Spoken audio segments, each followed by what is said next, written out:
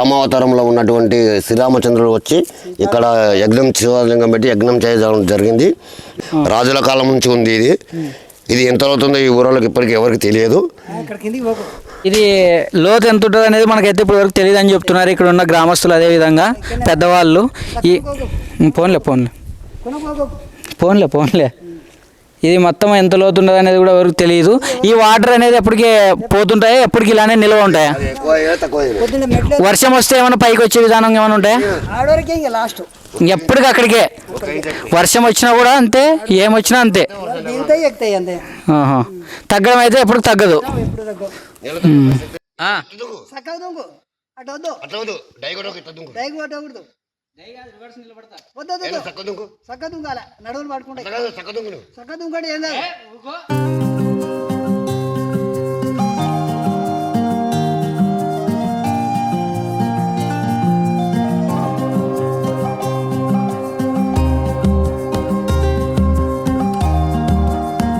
ఐదో ముఖదారం అయితే మనకు కనిపిస్తుంది. అదేవిధంగా ఇది ఐదో ముఖదారం గురించి కొద్దిగా తాతయ్య గారు మాట్లాడతారంటే ఒకసారి నేను. ఇది 5వ ముఖద్వారము. ఆ కాలంలో రాజులు స్నానం చేయడానికి పైన ఒక గుండం ఉందండి. ఆ గుండంకు దగ్గర ఈ మూత పెట్టినారు. ఈ మూత కానించి కొద్దిగా ఒక 1/2 కిలోమీటర్ అట్లా వెళ్ళిపోతే రామగుండము అని ఒక గుండం ఉంటుంది. ఆ గుండము మొత్తం రాతితో తయారై ఉంది. కింద భూమి ఉందా మట్టి ఉందా మనకేం తెలియదండి. నీవెంత పైనుంచి 100 కిలోమీటర్ల పైనుంచి దొరికినా అడుగు ఆనదు. 5 ఎంత అద్భుతంగా ఉందో ఈ నిర్మాణం చూస్తుంటే విచిత్ర ఆశ్చర్యం వేస్తుంది. ప్రతి ఒక్క రాయి ఎంత పెద్దగా ఉందో ఒకసారి గమనించండి. చూడండి పెద్ద ఆయన, చూడండి ఇక్కడ ఇంతకుముందు మీరు వచ్చినప్పుడు కూడా ఇక్కడ గ్యాప్ ఉండేదా? ఇక్కడ కూడా ఫుల్ అయ్యి ఉండేది. అప్పటి నుంచి గ్యాప్ ఉంది. చూడండి పెద్ద ఏమన్నా ఈ ముఖద్వారం 5 గురించి ఏమైనా మాట్లాడగలుగుతారా? 7 అయితే ఇంకా 2 అవతల పక్కల ఉంటాయి. ఇవి ఇక్కడ కనిపిస్తున్న ఈ రాళ్ళ మీద చిత్రాలు సుమారుగా 100 సంవత్సరాల నుండి 1000 సంవత్సరాల క్రితం చెక్కినవి చరిత్రకారులు చెబుతున్నారు. అప్పట్లో రాజులు కానీ గిరిజనులు కానీ తమ జీవనము వేట, పూజలు, జంతువులు, యుద్ధాలు, నృత్యాలు వంటి ఇలా రాతి మీద చెక్కేవారు. ఈ చిత్రాలను రాక్ ఆర్ట్ లేదా రాతి శిల్పాలు అని అంటారు. అప్పుడు పేపర్, పెన్ను, రంగు ఏమీ ఉండేది కాదు కాబట్టి వారు రాళ్ళను ఆయుధాలుగా ఉపయోగించి చెక్కడం లేదా ప్రకృతిలో దొరికే ఎర్రమట్టి, బూడిద, బొగ్గుతో వేసేవారు.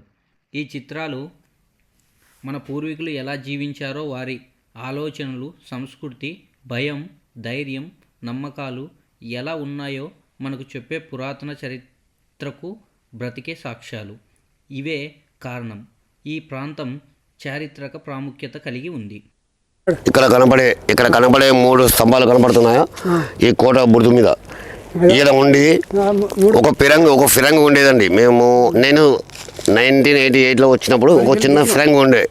ఆ ఫిరంగి ఏం చేసినారు, వనపర్తి సంస్థానం వాళ్ళు పోలీస్ స్టేషన్లో అప్లికేషన్ పెట్టుకొని పోలీస్ స్టేషన్ వాళ్ళు వచ్చి ఎస్పీ మేడం వాళ్ళు వచ్చి తీసుకుపోయి పోలీస్ స్టేషన్ కాళ్ళ దగ్గర పెట్టుకోవడం జరిగిందండి. ఇప్పటికీ పానగల్ పోలీస్ స్టేషన్ కాడికి వస్తే చిన్న ఫిరంగి కనపడుతుందండి. ఆ కాలంలో రాజులు చేపించినటువంటి ఫిరంగు కనపడుతుంది. అక్కడ లాస్ట్ కాలేజీ కనపడుతుందా? ఆ కాలేజీ ట్యాంకర్ కానుంచి మొదలుకొని ఈదమ్మ గుడి వరకు ఇక్కడ సాగాపురం రోడ్ వరకు ఉంటుందండి మా ఊరు పానగల్ గ్రామం. మరియు ఇటు చూస్తే వనపర్తి రోడ్ 7 వరకు ఉందంటే అంబేద్కర్ చౌరస్తా అంటే చెరువు కట్ట వరకు ఉంటుంది. పొలికి చెరువు వరకు ఉందండి పానగల్. అక్కడ ఏసీ ఇది ఉందండి గోదాం, ఏసీ గోదాం, గవర్నమెంట్ కట్టించింది ఏసీ గోదాం ఉంది.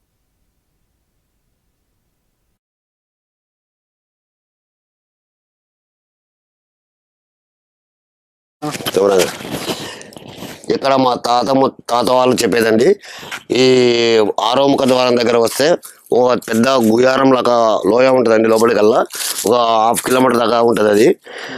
అది ఎలుగుబంట్లు, పుల్లు అలాంటివి అందులో ఉండేటివి నివసించేటివి అని చెప్పేవాళ్ళండి. మేము ఇన్న కాడికే కానీ మేము చూసింది తెలియదు. ఈ రాతిలో ఏముందో మాకు తెలియదు, కానీ ఇది సంస్కృతంలో రాసి ఉన్నదండి. ప్యూర్ సంస్కృతము, మనకు చదవడానికి అసలు రాదు కదండి. ముఖదారం 6వ దానికి ఎంట్రీ ఇస్తున్నాము. ఇప్పుడు 5 ముఖదారాలు దాటాము. అదే విధంగా ఇప్పుడు 6వ ముఖదారం గురించి మాట్లాడి నేను అంటే 5 సంవత్సరాల క్రితము ఈ గుట్ట మీదకి వచ్చినామంటే ఈ నుంచి స్టార్ట్ చేస్తే గుట్ట మొత్తంలో ఎక్కడ నుంచి పోవాలన్నా ఈడికి వచ్చినామంటే సీతాఫల పండు తినుకుంటూ పోయేదండి. అన్నం కూడా అవసరం లేదు. అలాంటి చెట్లు ఇలా కొన్ని వేలు ఉండేది. ఇప్పుడు కొన్ని అన్ని తిక్క చెట్లు మొలిచి కంప చెట్లు అవి మొలిచి ఈ చెట్లు చనిపోవడం జరిగింది. ఈ ఊరు గట్టి మీద ఒక 600 చింత చెట్లు ఉంటాయండి. 600 చింత చెట్లు కానీ ఇప్పుడు 10-15 ఉన్నాయి. మిగతాయి మొత్తము మంది మేకలకు గొర్రెలకు కొట్టి మేపేయడం వల్ల ఇవి ఇట్లా అంతరిచిపోవడం జరిగింది. ఇప్పుడు చూడండి ముఖదారు మారదంట్లోకి ఎంట్రీ ఇస్తున్నాం. అదేవిధంగా పండుతుంది త్వరగా ముఖదారం ఆరు ఇప్పుడు ఎంత చెట్లతో మూసిపోయింది. అప్పుల్లో అయితే మీరు వచ్చినప్పుడు చాలా బాగా కనిపించేది అంటున్నారు. పెద్ద ఆయనలు ఇదంతా ఉండేది అంటున్నారు. అప్పుడు కాలంలో 40 సంవత్సరాల కింద ఈ కట్టలు అన్ని బాగుండేటువంటి, ఇప్పుడైతే అంతా పడిపోవడం జరిగింది. ఒకసారి మీరు కూడా ఇక్కడ చూసినట్లయితే ఇక్కడ చూడండి, ధనం కోసం గుప్త నిధుల కోసం తవ్వకాలు జరిగినప్పుడు ఏ విధంగా ఉందో ఒకసారి గమనించండి. ఇటు సైడ్ కూడా ఇక్కడ కూడా కొన్ని రాయి మీద అనేది కొన్ని రాతను అయితే రాయడం జరిగింది. ఇక్కడ కూడా నిధుల కోసం తవ్వకాలు జరిపినవి రీసెంట్ గానే జరిపారనంట. ఇక్కడ చూడండి రైటింగ్ అనేది మొత్తం అప్పుడు కాలంలో రాసింది. ఏముందనేది మనకైతే తెలియడం లేదు. ఇప్పుడు ప్రవేశం జరుగుతుంది. ముఖదారం 7 అక్కడ కనిపిస్తుందండి. ముఖదారం 7 అనమాట. అదే లాస్ట్ అనమాట ఈ యొక్క గట్టును ఎక్కడానికి. చూడండి ఎంత బాగుందో. అప్పుల్లో నిర్మించిన ఈ యొక్క కోట చూడండి ఏ విధంగా ఉంది. ఈ రాళ్ళు చూడండి ఒకసారి అబ్జర్వ్ చేయండి ఎంత పెద్దగా ఉందో. ఒకసారి ఎవరైనా ఇక్కడికి వచ్చి చూడాలనుకున్న వాళ్ళకి ఈ పానగల్ గ్రామస్తులు మనకి ఏ విధంగా అయినా సాయం చేయడానికి రెడీగా ఉన్నారు. అదేవిధంగా నాకైతే మా తాతయ్య వాళ్ళు తెలిసిన వాళ్ళు ఉన్నారు కాబట్టి నేను ఇక్కడికి రావడం జరిగింది. మీకు కూడా ఎవరైనా బంధువులు ఉన్నా లేదా ఎవరికైనా గ్రామస్తులు కింద ఊర్లో ఎవరైనా అడిగినా కూడా పైన ఏ విధంగా ఉంటుందో అంత వాళ్ళు అయితే చెప్తారు. మీరు కూడా ఎవరైనా తొలి ఏకాదశి రోజు అయితే ప్రయాణిస్తే చాలామంది ఉంటారు. అప్పుడు వాళ్ళతో పాటు మీరు రావడానికి ఛాన్స్ ఉంటుంది అనమాట. లోన సిపాయిలు అనే వాళ్ళు ఇక్కడ గన్నులు పట్టుకొని ఫిరంగిలు పట్టుకొని నిలబడి ఇక్కడ అంతా చూసేవాళ్ళంట. రాజులకి కావిలు ఉండే తీరు అంతా ఇక్కడ ఉండేవాళ్ళంట. సిపాయిలు అందరూ ఇక్కడ నిలబడి ఉండేవాళ్ళంట. అదేవిధంగా ఇది లాస్ట్ ముఖదారం అనమాట, 7వ ముఖదారము. ఇక్కడ రండి, 7వ ముఖదారం కూడా మీకు అందరికి చూపించడం జరుగుతుంది. ఇక్కడికి వచ్చినాక ఈ స్టెప్స్ చూడండి. ఇవన్నీ మీరు ఉన్నప్పుడు పెద్ద ఇవన్నీ బాగుండేటివే. వచ్చేసింది ముఖదారం 7లో నిలబడి మాట్లాడడం జరుగుతుంది. అదేవిధంగా ఇప్పుడు మనతో పాటు ఉన్న మా తాతయ్య గారు మాట్లాడుతున్నారు. చూడండి, అప్పుడు రాజులు వచ్చి కిందికి దిగి వచ్చేటప్పుడు ఈ ముఖద్వారం నుంచి పైనుంచి కిందికి వచ్చేటప్పుడు ఈ మెట్ల ద్వారంలో నుంచి కింది మెట్ల ద్వారం వరకు ఒకటో గవిని వరకు అంటే ఒకటో మూత వరకు సిపాయిలు అంటే ఇప్పుడు పోలీసులతో సమానం అన్నమాట. అలాంటి సిపాయిలు అప్పటి గన్నులు పట్టుకొని రాజులకు కాపలాగా ఉండేవాళ్ళండి అని మా తాత వాళ్ళు చెప్తున్నారు. కానీ మేమైతే చూసింది లేదు. ఇది కథ ఫ్రెండ్స్. చెప్పు. ఇవి రాముని పాదాలండి. రామావతారంలో ఉన్నటువంటి శ్రీరామచంద్రుడు వచ్చి ఇక్కడ శివలింగం పెట్టి యజ్ఞం చేయడం జరిగింది. ఇవి రాముని పాదాలు, ఇవి సీతమ్మ పాదాలు. ఇక్కడ ఆ కాలంలో రాజుల కాలంలో ఉన్నటువంటి లిఖితం ఉందండి. ఇక్కడ శివలింగంది ఇది ఉందండి. ఇక్కడ శివలింగం ఉండేది. అయితే వాళ్ళు గుర్తింపుల కొరక మళ్ళీ ఏంటి కొరకు దాని శివలింగాన్ని పగలగొట్టడం జరిగింది. పగలగొట్టి రామగుండంలో దుబ్బడం జరిగిందండి. ఇది ఈ బావి గురించి ఏమని చెప్పండి, స్నానవాటికి గురించి. ఇది రామగుండం అనే ఒక బావి అండి. రాజుల కాలం నుంచి ఉంది ఇది. ఇది ఎంత అవుతుందో ఈ ఊరోళ్ళకి ఇప్పటికీ ఎవరికి తెలియదు. మా తాత వాళ్ళ అనేది 7 మంచాల నులక పొడుగు 7 మంచాల నులక పొడుగు తమ అది ఆడమని కట్టి ఇడిస్తే ఉడక అడుగు ఆడలేదని అనేవాళ్ళు.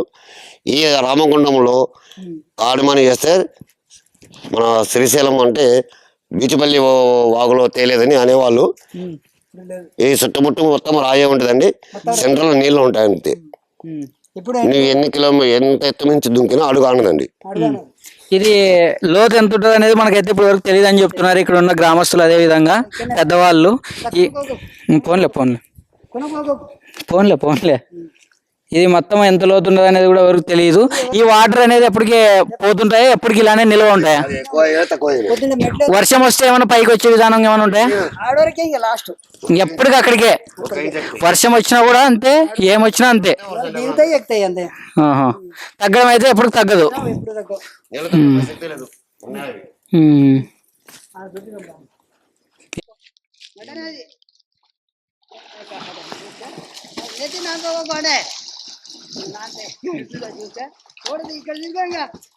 ఆడికి పోదునా దుంకేసిన ఏం కదా ఏం కాదు రాళ్ళు ఏముండవు మొత్తం ఆడ దుంకుతున్నా దుంకు ఏం కాదా ఏం కాదు నాకు భయం అవుతుంది పై పోదునా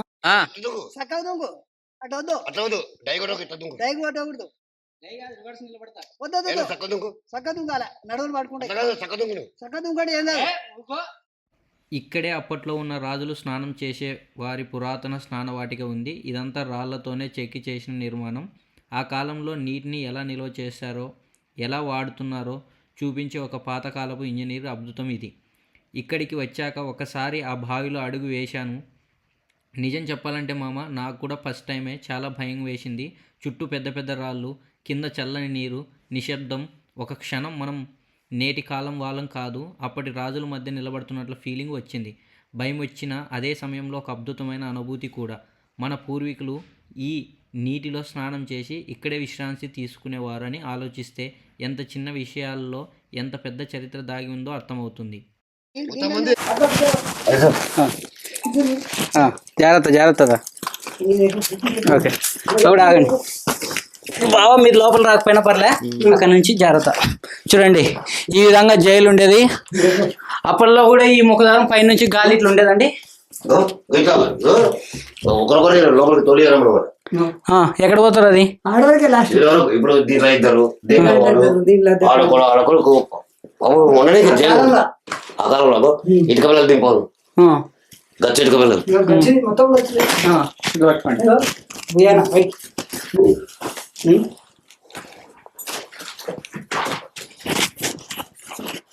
చూడండి ఈ విధంగా ఉంది. ఇది అప్పట్లో జైలు అంట, ఆ విధంగా ఉండేది. అప్పట్లో ద్వారము, ఇది ఒక ద్వారము, అటు సైడ్ కూడా ఒక ద్వారం అయితే ఉండడం జరిగింది.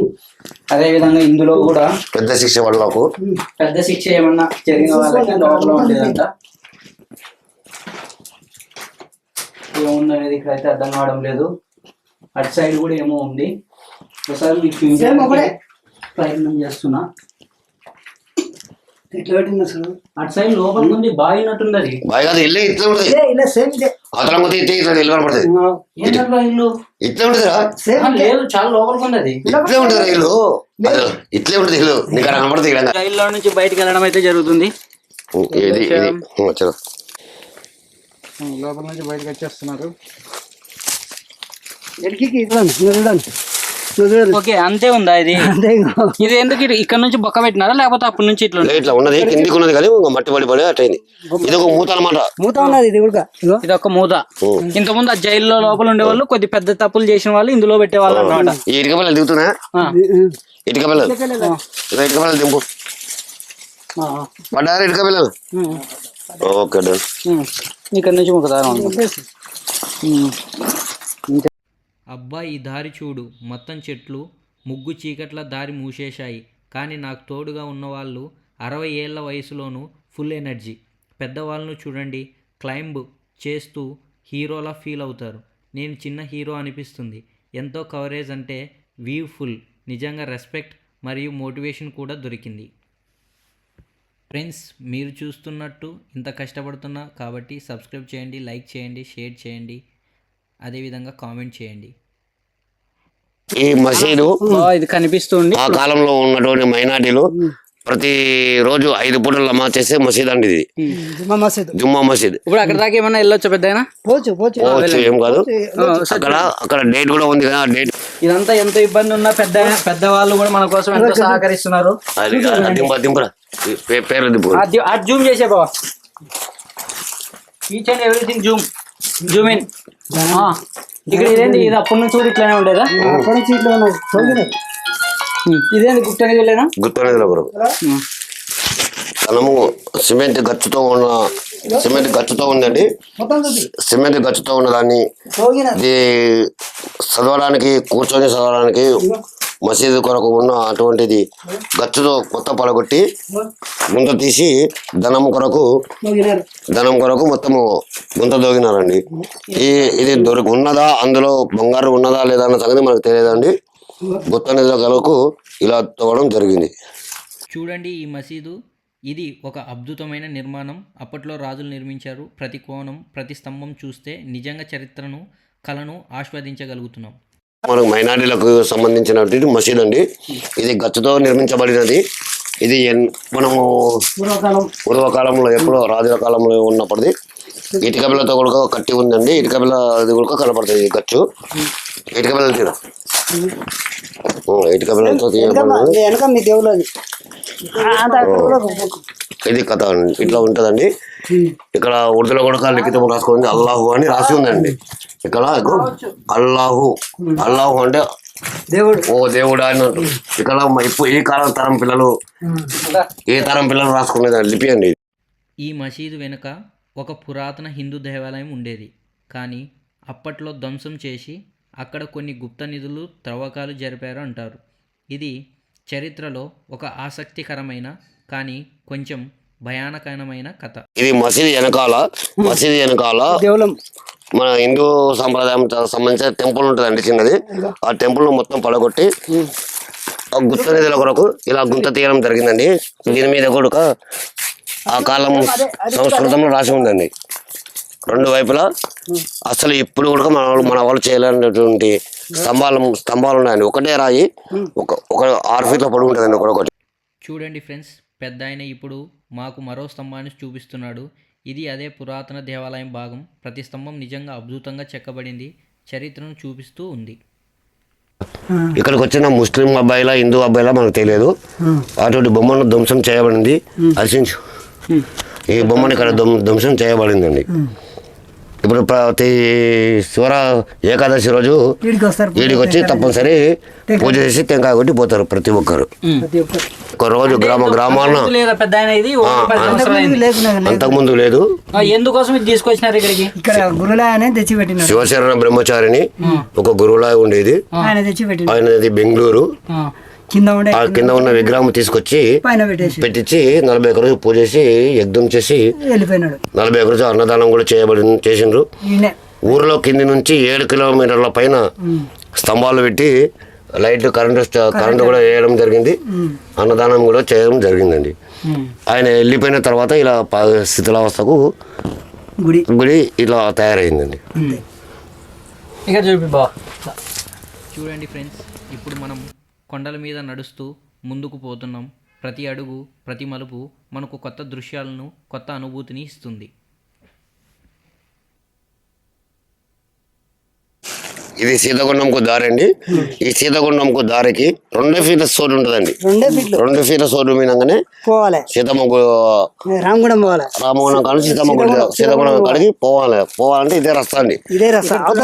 మొత్తం లోయ ఉంది. కింద పడ్డామంటే అసలు లోయ చూపించుతుందా? ఈ నుంచి కనీసం 2 కిలోమీటర్ల లోయ ఉంటుందండి. చూపించుతుందా?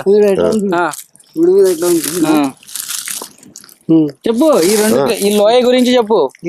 ఇది 2 కిలోమీటర్ల లోయ ఉంటుందండి. ఇడంగా జారే పడ్డామంటే మనిషి ముక్క కూడా దొరకదండి. శవం కూడా ముక్కలు అయిపోతాయి. ఒకవేళ కింద పడినా కూడా తర్వాత మనం ఏమన్నా అక్కడికి వెళ్ళడానికి దారి ఉంటుందండి. మళ్ళీ దారి గీరి ఏం లేదండి. దొరకదు. కింద నుంచి వచ్చేటప్పుడు లేదా ఇక్కడ పైకి వచ్చి ఇక్కడ రాళ్ళ చెట్టు ఉంటదండి ఒకటి. ఆ రాళ్ళ చెట్టుకు తాడు కట్టుకుని కింద దిగ తప్ప వేరే మార్గం లేదు. ఓకే, 2 ఫీట్ల దారి ఉండదు అనమాట. ఇదంతా జాగ్రత్తగా వెళ్ళాలి. వెళ్ళే వాళ్ళందరూ చెప్తున్నాం ఇక్కడ 2 ఫీట్ల కన్నా ఎక్కువ ఉండదండి. ఇది సీతాగుండంకు దారి అండి. ఈ లోయలకు వెళ్ళి ముందు కనీసం ఒక 20 ఫీట్ల పొడవు రావాలి.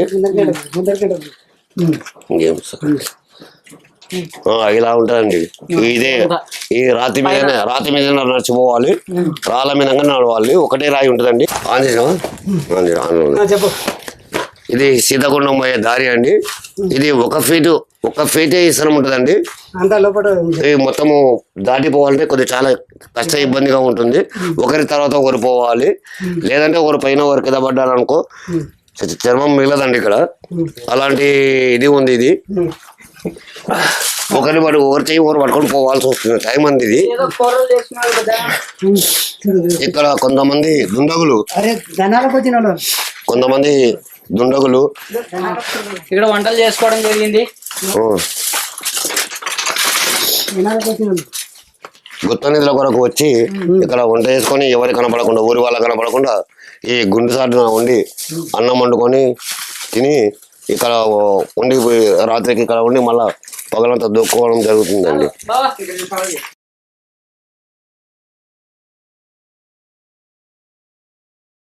ఇది సీతగుండం పోయే వచ్చే దారిలో అండి గవి అండి. ఇది ఒక ఫీటర్ ఇష్టం ఉంటుంది. ఒక మనిషి పట్టుకొని పోవడమే తప్ప ఒకరొక్కరు ఏకంగా పోవాలని చాలా ఇబ్బందికరంగా ఉంటుందండి.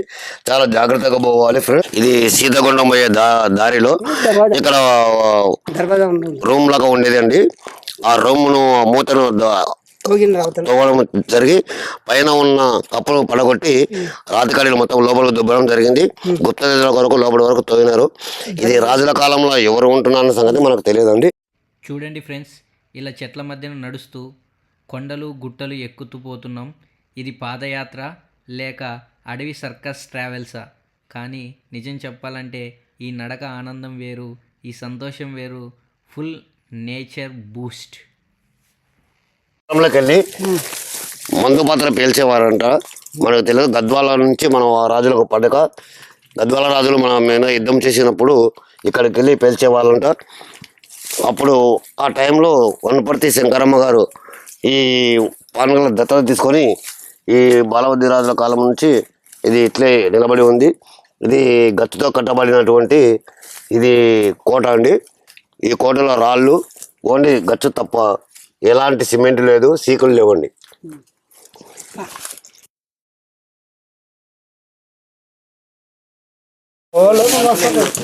హలో ఫ్రెండ్స్, ఇది సీతగుండం అండి. ఇది సీతగుండం అని ఆ కాలంలో రాజుల కాలంలో మన రాముడు సీత వచ్చిన కాలంలో ఇది సీతగుండం అండి. ఇదిగో చూడండి, నీళ్ళు ఎండాకాలము వర్షాకాలం అని ఏముండదండి. Any time online. ఎప్పుడు వచ్చినా ఇన్ని నీళ్ళు ఉంటాయి. ఈ నీళ్ళు తగ్గవు, ఎక్కువ కావు. ఇవే నీళ్ళండి. ఇక్కడ నుంచి గాడిమాని వేస్తే బీచ్ పెళ్లిలో తేలుతుందండి అని మా పెద్దలు చెప్తున్నారు. మాకు మాత్రం తెలియదు. లోతు ఎంత ఉందో తెలియదు. ఇప్పుడు తెలియదు. ఇది లోతు ఎంత ఉందో మనకు కూడా తెలియదండి. నీళ్ళు ఉంటాయి, ఎనీ టైం నీళ్ళు ఉంటాయి. ఇగో చల్లగా ఉంటాయి.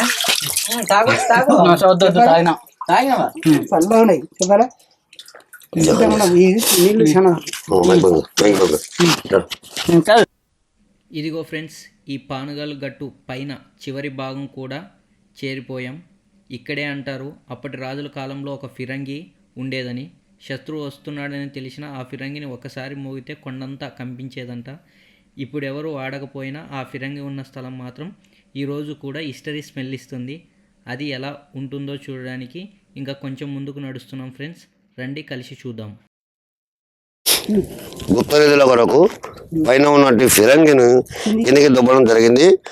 అది కనీసం ఒక 30 ఫీట్ల లోతులో ఉందండి. అది మనం దిగడానికి దారి లేదు, పైకి తీయడానికి కూడా రాదు, పైకి తీయడానికి కూడా దారి లేదు. దీనికి ఒక మూత ఉండేదండి, చిన్న నల్ల రాయి. అక్కడ కింద పడిందండి ఒక బండ.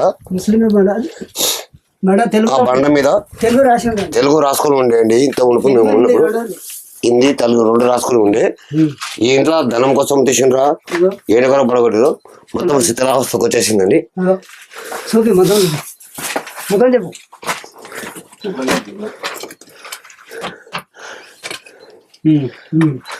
అటు సైడ్ ఒకటి ఉంది కదా.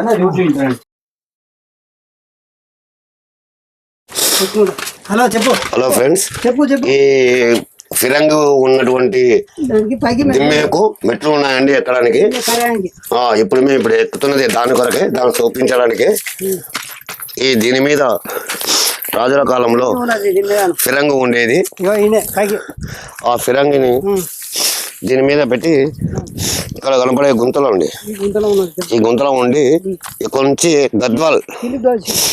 గద్వాల కానీ ఎక్కడ పేలవాలన్నా గద్వాల వరకు అంటే కనీసం 70 కిలోమీటర్ల దూరంలో ఉంటుందండి.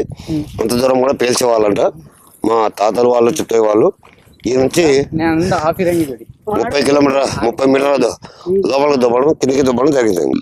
ఫ్రెండ్స్, ఈ రాయి మీద ఉన్న చెక్కులను చూడండి. ఇవి హిందీ, సంస్కృతం లాంటి భాషలలో చెక్కిన మాటలు అంటారు. వేళ్ళతో తాకితే కూడా ఎంత నాజూగ్గా కత్తిరించారో తెలుస్తుంది.